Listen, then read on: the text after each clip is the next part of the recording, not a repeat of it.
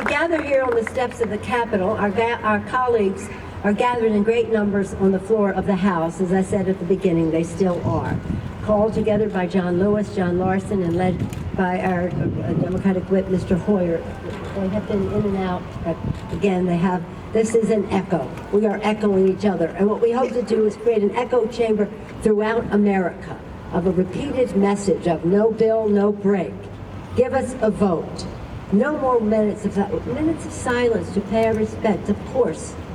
But it is not a substitute, nor should it be considered one, for action. A moment of silence, we want a moment of truth. We want a time of action to follow it. And so you've heard the numbers, the statistics, the number of people who have died, the solutions that are being proposed.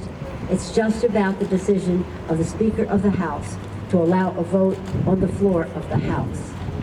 Again, 85 to 95% of the American people support the background checks and the no-fly, no-buy legislation. Again, all day, we'll just be there as long as it takes, every day.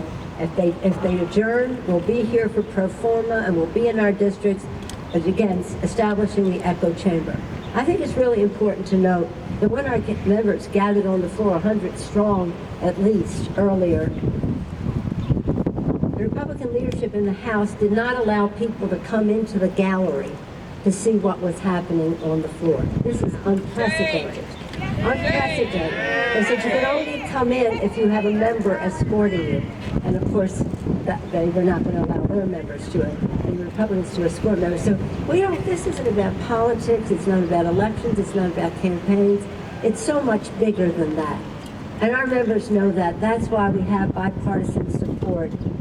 That's why we have bipartisan support for the legislation that's there, and bipartisan sponsorship.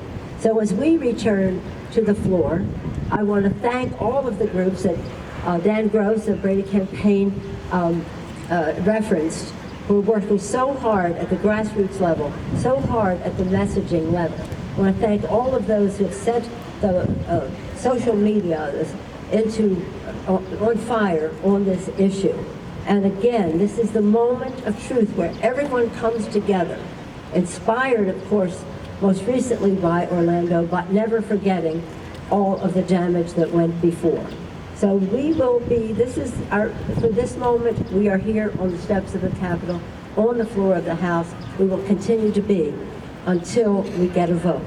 President Lincoln said public sentiment is everything.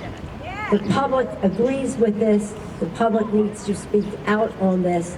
Only then will, again, we honor our oath of office to protect and defend the American people. I thank my colleagues, and I will ask them to join me in thanking the groups that are here with us who have done so much in this.